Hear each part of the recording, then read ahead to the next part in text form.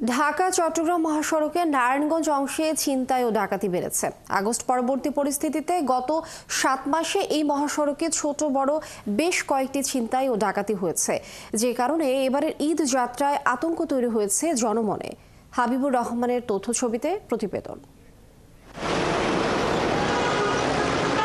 বাংলাদেশের অন্যতম ব্যস্ত মহাসড়ক ঢাকা চট্টগ্রাম মহাসড়ক। প্রতিদিন এই সড়ক দিয়ে যাতায়াত করে 18 থেকে 20 হাজারেরও বেশি যানবাহন। আর এই দুই ঈদের সময় সেই চাপ বেড়ে যায় প্রায় দ্বিগুণ। অথচ এই মহাসড়কই এখন যাত্রীদের আতঙ্ক। আগস্ট পরবর্তী পরিস্থিতিতে গত 7 মাসে ছোট বড় বেশ কয়েকটি ছিনতাই ও ডাকাতির ঘটনা ঘটেছে। কালার এক্সপার্ট, জর্জ স্যাপ এবং মাইল্ড অন হ্যান্ডস টেকনোলজি সমৃদ্ধ অরিক্স ক্রিস্টাল ওয়াশ আপনার লন্ড্রি এক্সপার্ট। সন্ত্রাসী কার্যক্রম চলতেছে, আমরা তো নিরাপত্তাহীনতা ভুগতেছি। আমরা সঠিকভাবে বাড়ি ভালোভাবে যাইতে পারবো কিনা তাই জানি না। দেশের যে পরিস্থিতি, আমরা গ্রামের বাড়ি কিভাবে যাবো? জায়গায় জায়গায় ছিনতাই, চুরি, রাজধানী। আমরা যদি এখন যাই তা আমাদের কেউ নিরাপত্তা দিতে পারবে না। প্রশাসন আমাদের দিকে আরো বেশি খেয়াল রাখে, যেন বেশি নিরাপত্তা দেয়, তাহলে আমরা নিরাপত্তাভাবে বাড়ি ফিরতে চাই।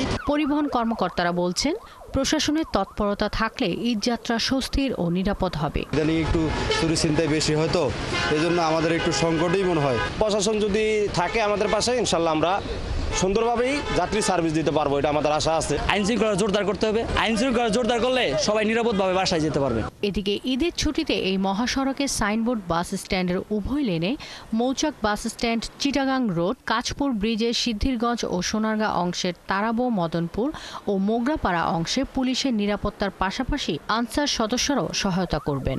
5ই আগস্টের পর থেকে আপনি বর্তমান সময় যদি তুলনা করেন, আপনি দেখবেন সেটা অনেক অংশে কমে আসছে। ইনশাল্লাহ আমরা কাজ করে যাচ্ছি, আমরা আরো পরিস্থিতি আরো উন্নতি করতে পারবো। এদিকে জেলা পুলিশ কর্মকর্তা বলছেন, ঈদযাত্রায় ঘরমুখো মানুষের নিরাপত্তায়, ডাকাতি ছিনতাই রোধে বাড়তি সিসি ক্যামেরা বসানোর পাশাপাশি মহাসড়ক জুড়ে অতিরিক্ত পুলিশ মোতায়েন ও টহল টিম বাড়ানো হয়েছে।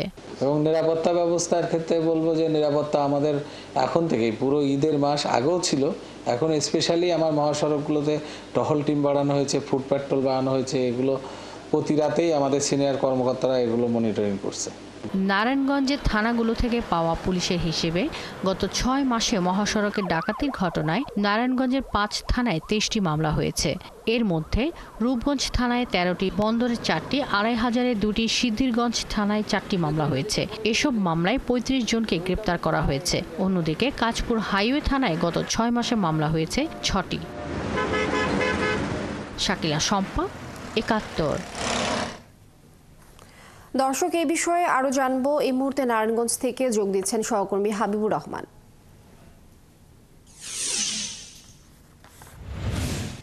হাবিব, মহাসড়কের কোন কোন অংশে বেশি ছিনতাইয়ের ঘটনা ঘটছে? প্রশাসন কি কোনো উদ্যোগ নিচ্ছেন কিনা, কি দেখছেন?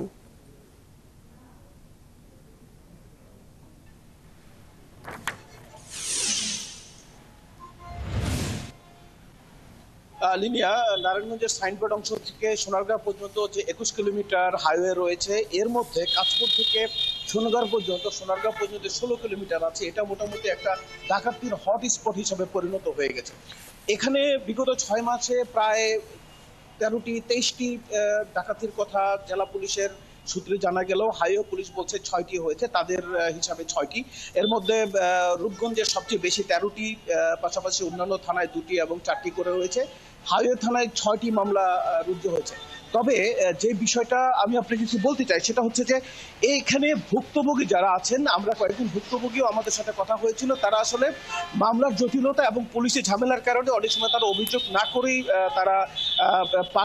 করেই তারা চলে যাচ্ছেন। কারণটা হচ্ছে এটা প্রমাণ করা, কারণ হচ্ছে ডাকাতির বিষয়টা আসলে প্রমাণ করা এবং সাক্ষী দেওয়া, এগুলো একটা আইনি জটিলতার একটা বিষয় হয়ে থাকে।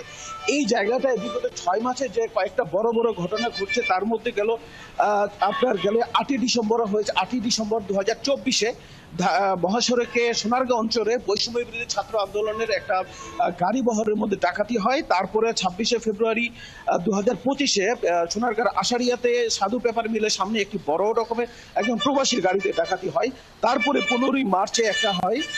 তারপরে হয় আপনার পরবর্তীতে কয়েকটা 15ই মার্চের পর যে ঘটনাটা ঘটে, সেখানে প্রায় তাদের 1 কোটি 10 লক্ষ টাকা ডাকাতরা ছিনিয়ে নেয়। এগুলো ছিল গত কয়েক মাসের বড় কয়েকটি ঘটনা, এর বাহিরে আরো কিছু ছোট ছোট বিচ্ছিন্ন ঘটনা হয়ে থাকে যেগুলো আসলে অভিযোগের বাইরে থেকে যায়।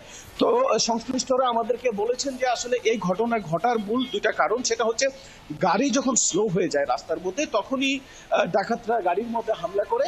তো সেক্ষেত্রে দুইটা কারণকে বড় হিসেবে দেখা গেছে, সেটা হচ্ছে রাস্তার মধ্যে রাস্তা খানাখন্দকে ভরা, যখন যেখানে থাকে সেখানে গাড়ি স্লো হচ্ছে, পাশাপাশি স্লো গতির গাড়ি বিশেষ করে অটো এবং রিক্সা যখন গাড়িতে চলাচল করে রাস্তায় তখন পেছনের গাড়িগুলো জ্যামে পড়ে যায় কিংবা স্লো হয়ে যায়, তখনই ডাকাতরা সেখানে সহজে আক্রমণ করতে পারে।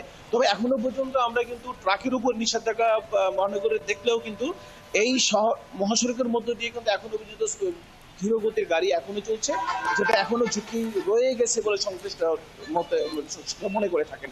তবে জেলা পুলিশ এবং হাইওয়ে পুলিশ আমাদেরকে নিশ্চিত করেছেন যে তারা এখনো অতিরিক্ত ফোর্স ডিপ্লয় করেছেন এবং জেলা পুলিশ সুপার আমাদেরকে প্রতীশ কুমার আমাদেরকে বলেছিলেন যে তারা যথেষ্ট পরিমাণে সাদা কাপড়ে পুলিশ মোতায়েন করা হয়েছে, পাশাপাশি থানা পুলিশ কাজ করছে, অতিরিক্ত ফোর্স রয়েছে এবং টহল টিম রয়েছে। এখন আশা করা যাচ্ছে যদি এই সংস্থাগুলো সঠিকভাবে দায়িত্ব পালন করে এবং মানুষকে সচেতন হয় তাহলে হয়তোবা এবার ঈদযাত্রা অনেকটা। হাবিবুর রহমান, ধন্যবাদ আপনাকে। আপনি যুক্ত থাকুন, আমরা পরবর্তীতে আরো এই বিষয়ে বিস্তারিত অবশ্যই জানবো আপনার মাধ্যমে।